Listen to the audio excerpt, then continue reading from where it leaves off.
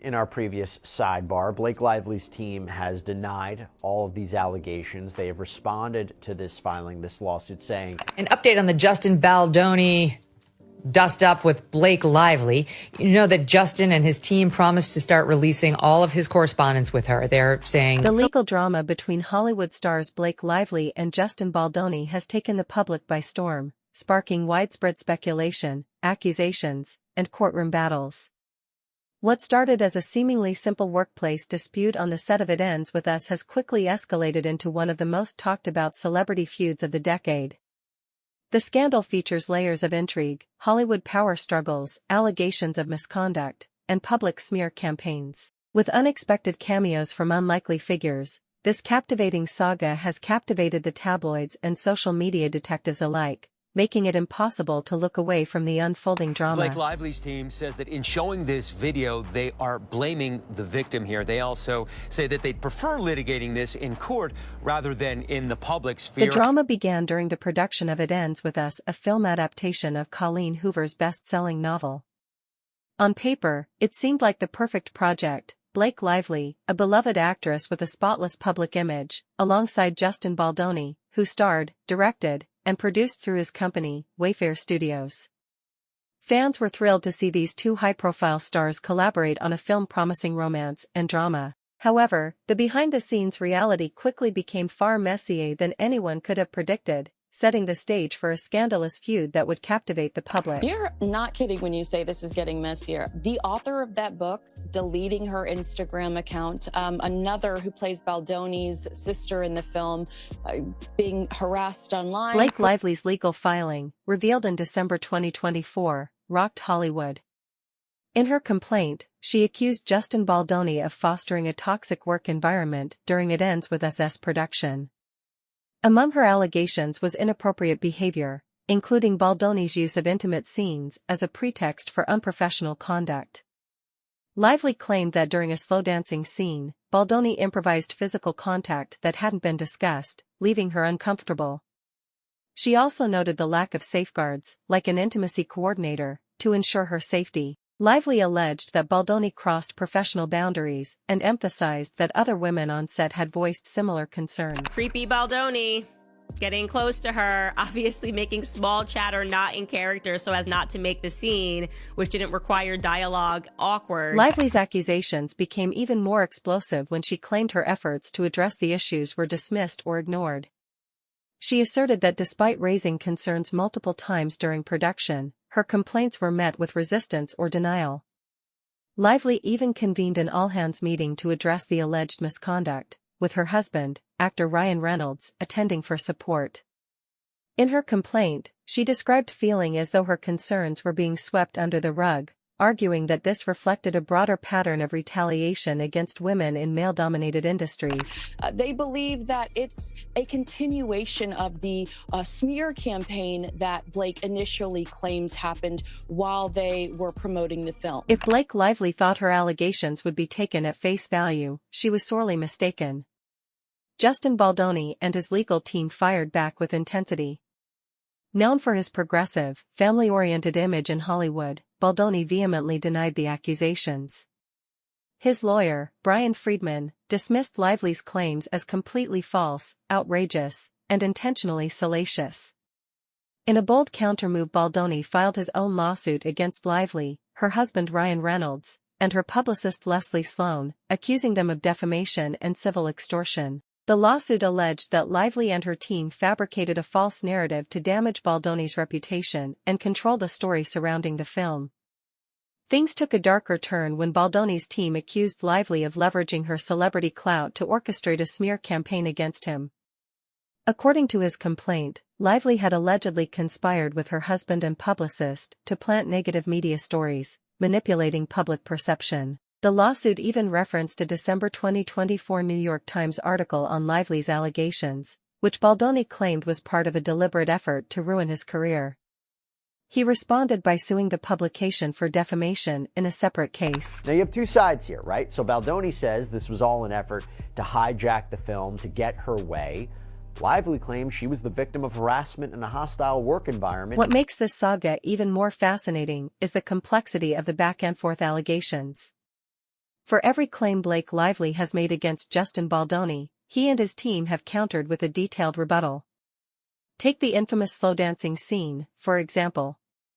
Lively's filing accused Baldoni of crossing boundaries by improvising physical contact she hadn't consented to.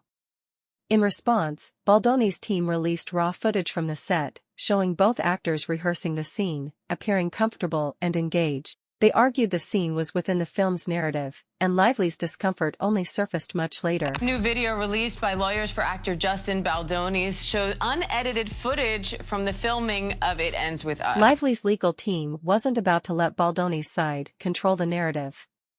In a scathing response, they argued that the released footage actually supported Lively's claims. They pointed to moments where Baldoni appeared to lean in toward Lively, touching her face and kissing her forehead without visible direction or consent.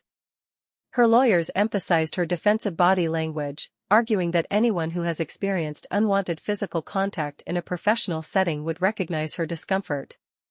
Every frame of the released footage corroborates to the letter what Ms. Lively described in her complaint, her lawyer stated.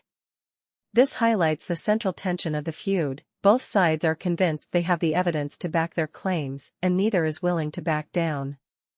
The legal battle has become a public spectacle, with both parties releasing carefully curated evidence to sway public opinion, turning it into a fight for the hearts and minds of fans, industry insiders, and potential jurors. Shutting down a woman's claims. She is claiming that there was harassment. He's saying none of it is true, never happened, never did. Enter Candace Owens, the conservative commentator known for her polarizing views, who recently waded into the controversy, calling Lively's claims an unbelievable number of lies. In her signature fiery style, Owens accused Lively of weaponizing her emotions to manipulate public perception.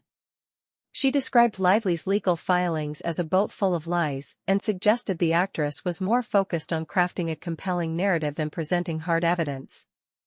It's about taking sensitive feelings and turning them into a mountain out of a molehill, Owens said, echoing skepticism from others. Legal experts and public commentators also scrutinized Lively's filings, pointing out what they saw as glaring inconsistencies. For example, Lively claimed Baldoni's actions during the slow dancing scene were unprofessional and uncomfortable, yet court documents revealed an intimacy coordinator was available on set, something Baldoni's team argues undermines her claims, as she chose not to use the resource. First and foremost, I should tell you that I have a major scoop regarding Blake Lively and Ryan Reynolds, their newest legal plan, or something that they were. Then there's the issue of subpoenas. Lively's legal team has aggressively pursued subpoenas for phone records, emails, and other communications from Baldoni and his associates, arguing that these will reveal the full extent of the alleged smear campaign against her. However, this strategy has drawn criticism for being overly invasive. Baldoni's lawyer, Brian Friedman, called the subpoenas a fishing expedition, accusing Lively's team of using the legal process as a weapon to harass and intimidate. What is extraordinary is what the Lively parties are seeking, Friedman said. They are asking for every single call, text, data log, and even real-time location information for the past 25 years. The public has also weighed in, with social media becoming a battleground. Hashtags like #BlakeLivelyLies and Team Baldoni have trended, with users sharing their opinions. While some critics accuse Lively of being a drama queen, her supporters have rallied behind her, praising her for refusing to be silenced. We're now all paying attention. So I'm just going to very quickly, before I give you all of the tea that I got over the weekend, I'm going to go over the biggest revelations from the filing. The stakes in this case are incredibly high. For Lively, her reputation as a women's rights advocate is at risk. For Baldoni, his career and socially conscious image are on the line.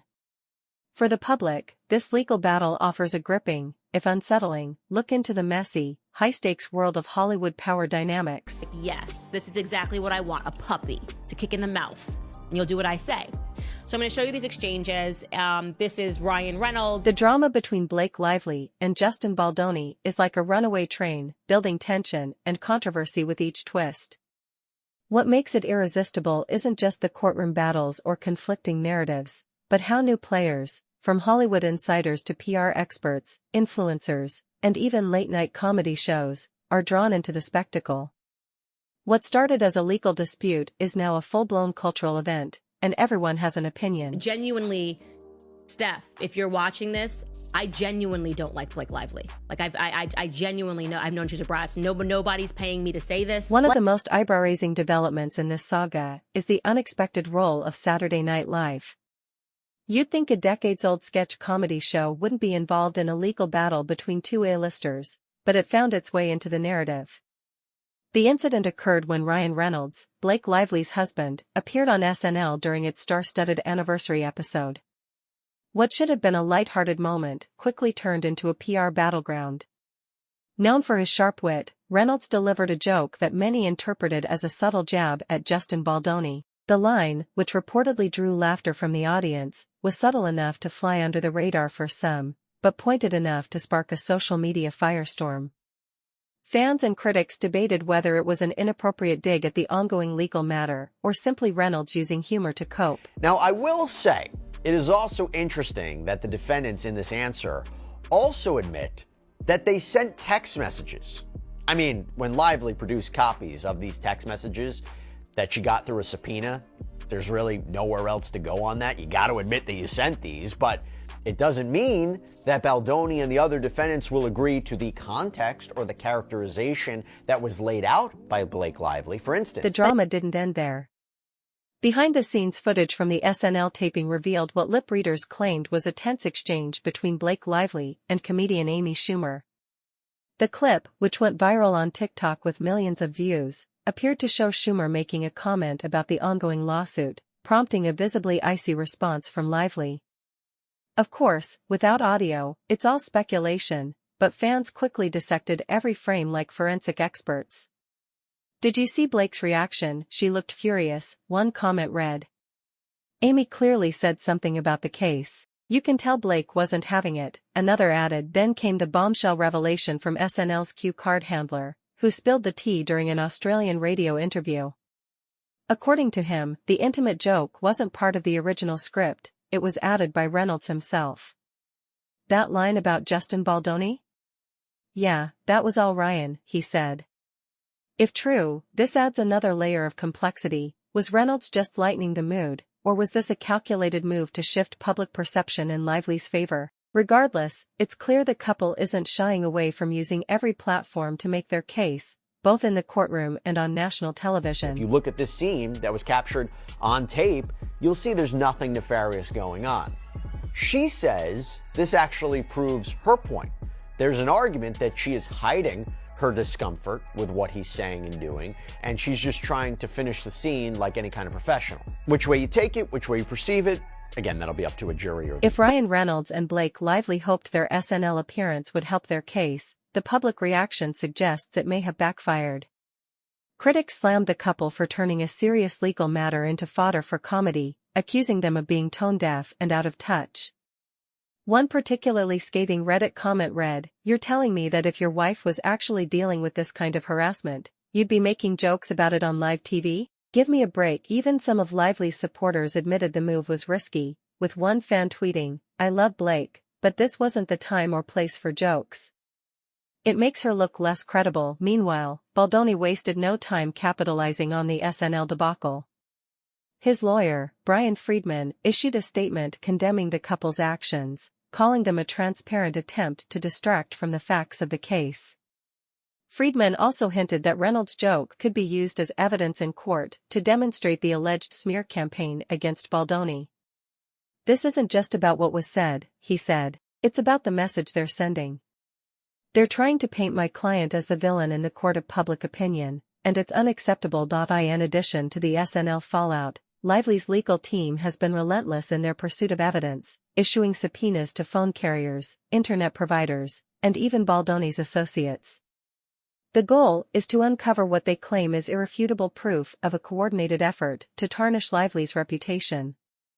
According to her lawyers, these records will provide a clear timeline of when, where, and how the alleged smear campaign unfolded. And he says, look, this is just, Hollywood is based on pure fear, cultivated by both of them and their very powerful friends in entertainment. Baldoni's team isn't backing down.